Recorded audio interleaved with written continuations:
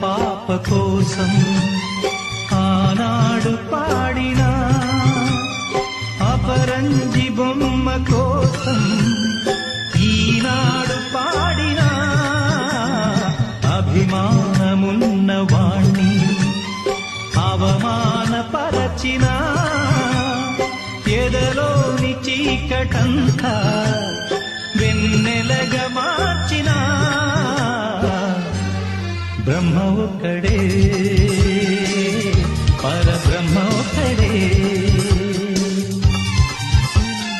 ముసి ముసి నవ్వులలోన కురిసిన పూలవాన